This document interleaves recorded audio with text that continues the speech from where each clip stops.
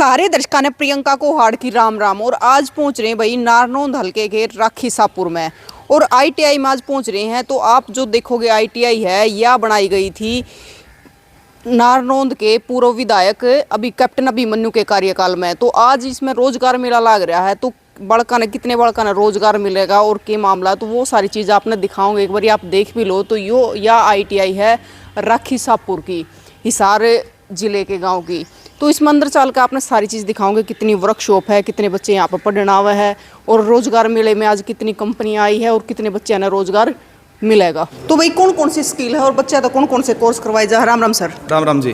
तो सर आपका परिचय। मेरा नाम पंकज अत्री है। मैं यहाँ पर एनजीआई के पद पर कार्यरत हूँ और आईटीआई का इंचार्ज भी हूँ। Ram Ram sir. Sir ma'am, मेरा नाम प्रदीप है, WCS इंस्पेक्टर। आज रोजगार मिला है यहाँ पे जी। तो कितनी कंपनी आई हुई है यहाँ पे? एक्चुअली 9 कंपनियों के रिप्रेजेंटेटिव आए हुए हैं। बिंदु कामत जी, वो प्रणव विकास लिमिटेड है, मुंजाल शोभा है, जय भारत मारुति है, इन कंपनी के लिए बच्चों को लेने के लिए आए हैं जी। और सर स्किल कितनी है बच्चों के लिए, कोर्स की बात करें तो? स्किल हमारा मैडम एफर्ट यही रहता है कि बच्चों को ज़्यादा से ज़्यादा स्किल प्रोवाइड करवाया जाए, क्योंकि स्किल्ड बच्चा ही ग्रोथ कर सकता है। क्योंकि कंपनी में जब तक बच्चा जाएगा तब तक उसके पास ऐसी स्किल हों कि वो वहाँ जाके ग्रोथ कर सके। तो सर सीटें कितनी है यहाँ पे? हमारे यहाँ पे 280 सीटें हैं मैडम। और फर्स्ट ईयर में इनटेक हमारे पास 196 की है, 196 की। सेकेंड ईयर में 84 बच्चे हैं। सर वर्कशॉप कितनी है? वर्कशॉप हमारे पास 9 ट्रेड हैं, तो मैडम 9 के लिए 9 वर्कशॉप ही रहेंगे।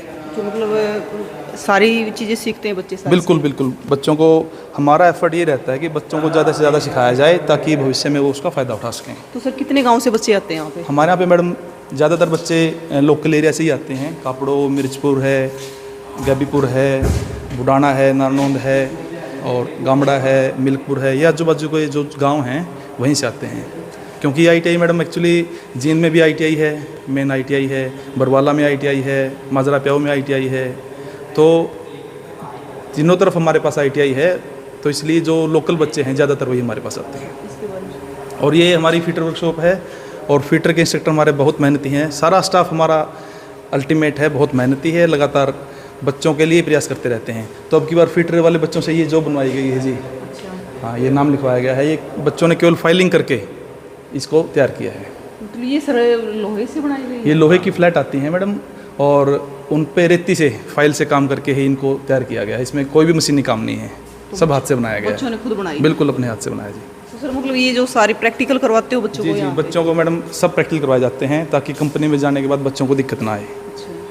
मतलब करते हैं बच्चे यहाँ पे प्रैक्टिकल? काम करते हैं, बिल्कुल करते हैं। मशीन सारी वर्किंग में है और बच्चों को सारी चीज़ें सिखाई जाती हैं। अच्छा जी, जो कोर्स के अंदर हैं मैक्सिमम प्रैक्टिकल बच्चों की कवर करवाई जाती है। अच्छा सर, मतलब आईटीआई कितने दिनों से चल रही है यहाँ पे? आईटीआई 2008 में वोकेशनल को आईटीआई में कन्वर्ट किया गया था, और 2018 में इस नई बिल्डिंग में शिफ्ट किया गया था। पहले पुरानी बिल्डिंग होती तो थी। ये बिल्डिंग किसने बनवाई सर? ये बिल्डिंग 2018 वाले प्लान में शायद कैप्टन अभिमन्यु के टाइम पे बनी हुई है जी। तो उनके कार्यकाल में? उनके कार्यकाल में बनी हुई जी। तो सर यहाँ पे कौन टीचर है? यहाँ पे फीटर इंस्ट्रक्टर जी हमारे सुमित जी। राम राम सर। राम राम जी। क्या नाम सर? मेरा नाम सुमित कुमार है जी।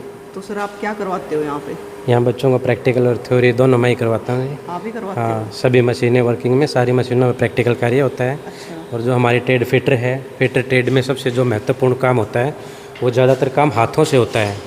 और हाथों पे करने के लिए कोई भी पार्ट हम तैयार करते हैं तो वो इन वाइसों के ऊपर बांधा जाता है। उसके ऊपर हम कोई भी ऑपरेशन करते हैं, जैसे किसी पार्ट को काटना है, उसको फाइलिंग करना है, छेनी से कटिंग करना है, तो सारा लगभग कार्य हमारा वाइसों के ऊपर होता है। तो इनके ऊपर होता है सर? हाँ जी बिल्कुल। तो ये इसलिए लगा रखे हैं? हाँ, इसलिए लगा रखे हैं। बेंच वाइस है बोलते हैं इसको हम। अच्छा सर, मतलब इन कामों में बच्चों का मन लगता है? हाँ बिल्कुल जी। जो इंटरेस्टेड है, जिसने आगे कंपनियों में काम करना है, बिल्कुल प्रैक्टिकल में। और आईटीआई में क्या है, ज़्यादा प्रैक्टिकल का काम है जी। पर जो थ्योरी के पीरियड्स है वो हर रोज़ 1 घंटे का ही होता है, 5.5 घंटे का प्रैक्टिकल ही होता है। तो प्रैक्टिकल में ज़्यादा मन लगता है? बिल्कुल, प्रैक्टिकल में ज़्यादा मन लगता है जी बच्चों में। अच्छा सर, इसके अलावा और कौन सी वर्कशॉप है? हमारे पास इलेक्ट्रिशियन वर्कशॉप है, वायरमैन है, स्टेनो है, कोपा है जी, वेल्डर ट्रेड है, हमारे पास सब वर्कशॉप है मैडम। तो सर इसके साथ में लगती है ये वर्कशॉप? हाँ जी, ये हमारी साइड में। अच्छा सर, ये क्या है? ये हमारे हाइड्रोलिक न्यूमेटिक के लिए कंपोनेंट हैं जी। अच्छा। हाँ जी, ये भी नया ये सिलेबस में ऐड हुआ है। अभी नया सिलेबस जी में जी हुआ है? जी जी जी। इसके अभी एसेसरीज पेंडिंग है, तो अभी ये शुरू करेंगे जी। थोड़े दिन में एसेसरीज आ जाएंगी, हमने डिमांड तो ये वर्कशॉप सर? ये हमारी इलेक्ट्रिशियन वर्कशॉप है जी। और यहाँ पे बच्चे बिजली से संबंधित है वो सारे काम सीखते हैं जी। मतलब सर यहाँ पे बहुत सारी मोटर वगैरह रखी गई है। जी, इसके रिगार्डिंग आपको हमारे सीनियर इंस्ट्रक्टर हैं जी जोगिंदर जी, वो बताएंगे। जोगिंदर जी। Ram Ram sir.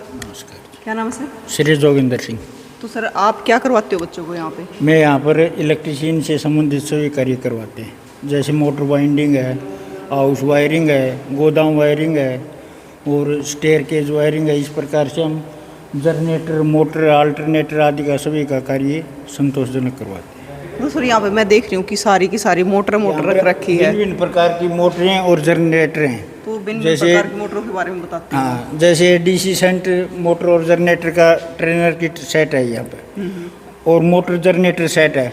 AC supply को डीसी सप्लाई में कन्वर्ट करते हैं और उसके बाद डीसी सप्लाई को फिर एसी सप्लाई में कन्वर्ट करते हैं। तो सर पहले थ्योरी रहती है, उसके बाद प्रैक्टिकल। हाँ, सुबह 1 घंटा, पौना घंटा थ्योरी का, और फिर प्रैक्टिकल सर उसके बाद वो प्रैक्टिकल कितने घंटे रहता है प्रैक्टिकल? 5.5-6 घंटे। तो 5-6 घंटे तक प्रैक्टिकल करके दिखाते हो बच्चों को। हाँ, और उनसे बच्चों के खुद हाथ से करवाते बच्चों से हैं। भी पहले उनको ब्लैक बोर्ड पर समझाते हैं, फिर उसके बाद बच्चों से खुद करवाते हैं। खुद करवाते हैं।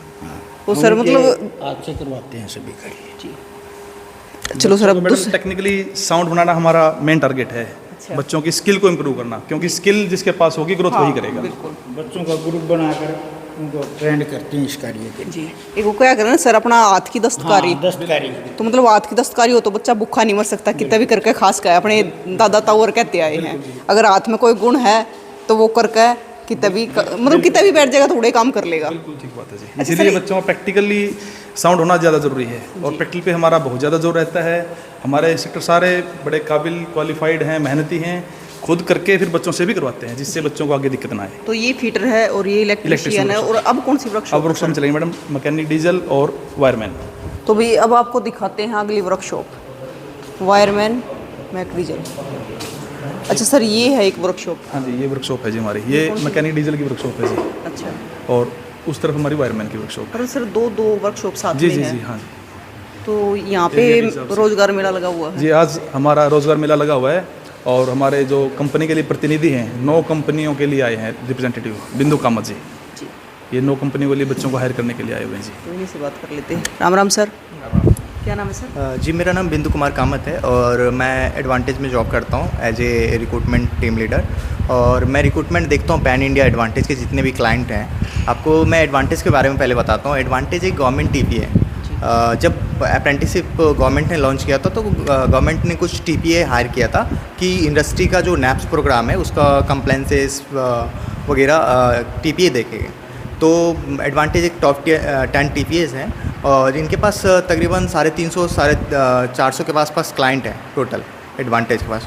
तो हमारे पास जो अभी क्लाइंट है जिनके लिए हम लोग हायरिंग करने आए हैं आईटीआई में, तो उसके लिए है जेबीएम, मुंजाल, बजाज, साटा विकास, प्रणव विकास। तो काफ़ी कंपनीज़ हैं। हम बच्चे को एक ही कंपनीज़ के लिए नहीं हायरिंग करते, प्रत्येक प्रकार की कंपनी हैं। बच्चे जहाँ पे काम करना चाह रहे हैं, हमारे पास क्लाइंट है, हम बच्चे को वहीं पे अप्रेंटिसशिप कराएंगे। तो ऐसे से बहुत सारी कंपनीज़ हैं हमारे पास, एक कंपनी नहीं है। तो अलग अलग लोकेशन पे है, पैन इंडिया है, हरियाणा में हमारे पास है, पुणे में है, महाराष्ट्र में है, गुजरात में है, तमिलनाडु में है। प्रत्येक प्रकार के लोकेशन पे हमारे पास प्रत्येक प्रकार की वैकेंसी होती है। सर आज आप इस आईटीआई में पहुंचे हो, राखीसापुर के आईटीआई में, तो ये बच्चे बैठे भी हैं आपके सामने। तो मतलब बच्चों को किस आधार पर लेके जाओगे आप? टेस्ट के आधार पर या इंटरव्यू के आधार पर? किस आधार पर? अभी जो सारे बच्चे अभी रिज्यूम लेके आए हैं, तो सभी बच्चे को पहले तो हम कंपनीज़ के बारे में बताएंगे, जो भी कंपनीज़ हम इन बच्चों को ऑफ़र करेंगे। फिर बच्चे को हम बोलेंगे कि आप कौन सी कंपनी में जाना चाह रहे हो, कौन सी लोकेशन आपके लिए बेस्ट रहेगा। फिर उस आधार पे हम बच्चे का इंटरव्यू करेंगे, फिर हम ऑफ़र लेटर देंगे और दैन ज्वाइनिंग कराएंगे इन बच्चों का। जी।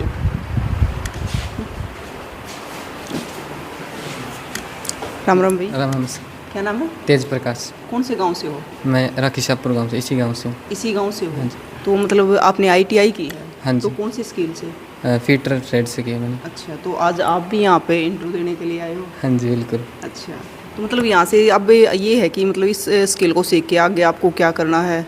मैं 1 साल तो पहले अप्रेंटिस करूँगा, उसके बाद टीचिंग लाइन में जाऊँगा और सीटीआई करूँगा और इंस्ट्रक्टर की तैयारी करूँगा।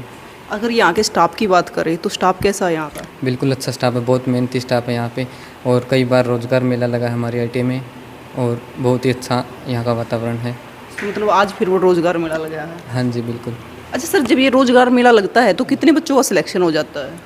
वो मैडम स्ट्रेंथ पे डिपेंड करता है जब फर्स्ट टाइम हमने जो फेयर लगाया था तो हमारे पास 80 के आसपास बच्चे आए थे, तो उसमें 60 बच्चों को उन्होंने हायर कर लिया था।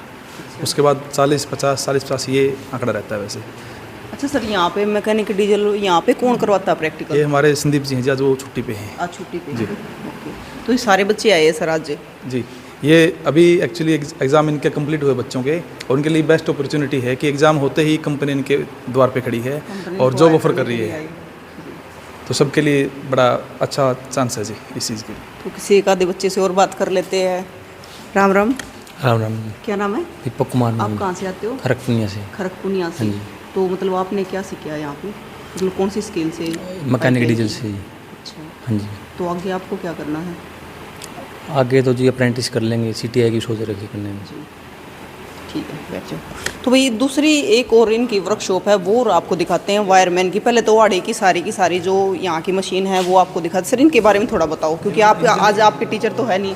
मैम ये सारे इंजन हैं, और डीजल इंजन की वर्किंग हम किताबों में पढ़ लेते हैं, जो इंस्ट्रक्टर हमारे बता देते हैं, लेकिन एक्चुअल में डीजल इंजन कैसे काम करता है उसको प्रैक्टिकली अगर बच्चों को बताया जाता है तो शायद बच्चे ज़्यादा जल्दी और आसानी से सीखते हैं। तो सब प्रैक्टिकल करवा के बच्चों को इंजन के बारे में कंप्लीट नॉलेज दी जाती है। तो मतलब सर ये सारी मशीनें भी वर्किंग सारे जी मैकेनिकल डीजल से संबंधित चीज़ें सारी जी।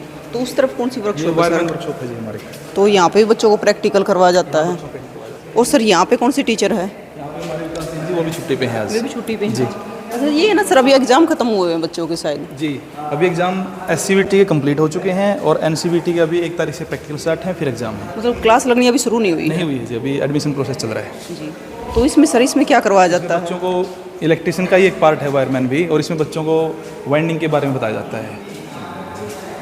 तो ये सारी मशीनें भी सर वर्किंग में सब है? वर्किंग में है। बच्चों को प्रैक्टिकली साउंड बनाने पे ज़्यादा जोर रखा जाता है, क्योंकि बच्चे बाहर जाके अपना खुद का काम भी कर सकते हैं, कंपनी में जा सकते हैं, तो सब दरवाजे बच्चों के लिए खुले होते हैं। जैसे सर आपने बताया कि 2008 से है जी, 2008 में ये वोकेशनल थी, पहले वो ITI में कन्वर्ट हो गई थी अगस्त 2008 में। तो पहले मतलब ये बिल्डिंग तो बाद में बनी है ये ना? बिल्डिंग बाद में 2018 में यहाँ शिफ्ट किया गया है जी। शिफ्ट किया गया जी। तो उससे पहले वहाँ पे भी बिल्डिंग थी? वहाँ पुरानी बिल्डिंग थी मैडम वो, वहाँ पे लेकिन ट्रेड भी कम थी। उसके बाद ही यहाँ पे ज़्यादा ट्रेड आई, क्योंकि एक स्पेसिफाइड एरिया होता है नॉर्म्स के अनुसार, अगर वो आपके पास एरिया है तभी आपको फिर हेड ऑफिस से वो ट्रेड इशू होती है। अच्छा सर, जैसे मतलब अभी ये बिल्डिंग बनने के बाद यहाँ पे बच्चे शिफ्ट हो गए, यहाँ पे क्लास लगती है, 4 वर्कशॉप भी है, तो मतलब कितने गांव के? मैडम ऊपर भी हमारे पास ऊपर भी है? चलो ऊपर की भी देखेंगे सर। तो मतलब कितने गांव के बच्चों को फायदा हुआ?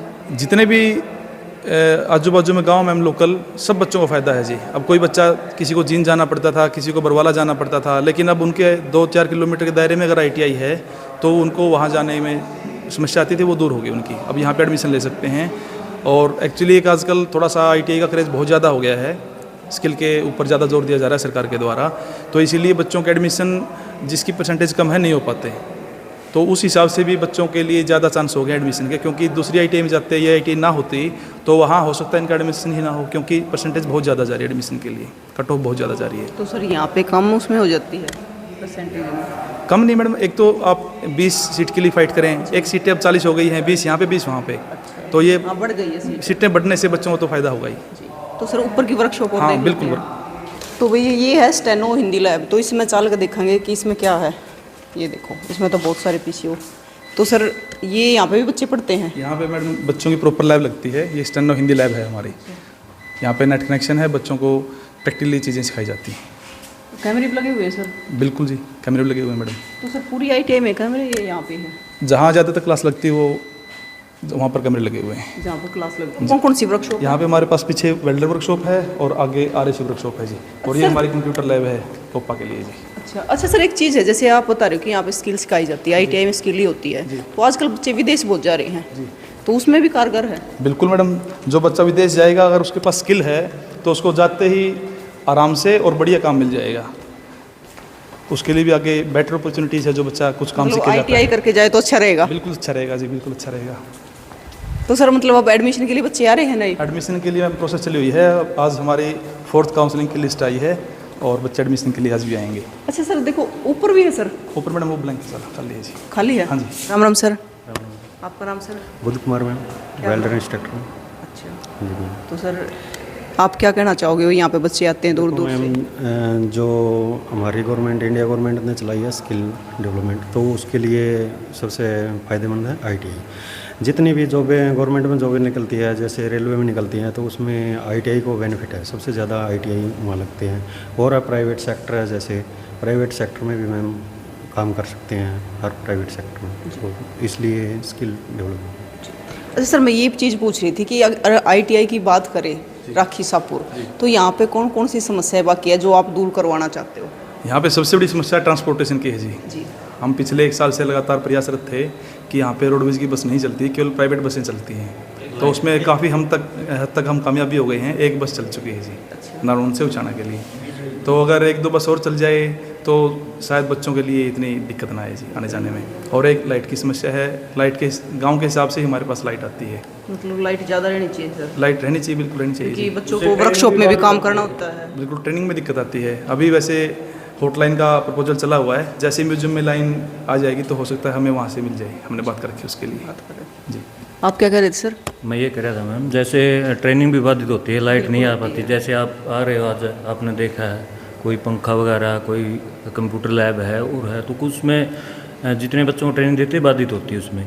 उसमें वेट करना पड़ता है। फिर बच्चे लाइट 3 बजे आएगी, 11 बजे आएगी, तो बच्चे बैठे रहते हैं। इतने छुट्टी का टाइम हो जाता है। इतना छुट्टी का टाइम हो जाता है। तो लाइट की ट्रांसपोर्ट की सबसे बड़ी समस्या है इसमें। वो बाकी सारी चीज़ें ठीक है सर? बाकी ठीक है। इसका सबसे बेनिफिट है उर्मिला, जैसे अपने लोकल एरिया में है, कापड़ों से स्टार्ट हो जाओ, चाणा है, अहमदपुर है, लुहारी है, शायद दूर पड़ जाता, हाँसी नज़दीक पड़ जाता। ये बच्चे पहले जितने थे सारे हाँसी जाते थे या बरवाड़ा जाते थे।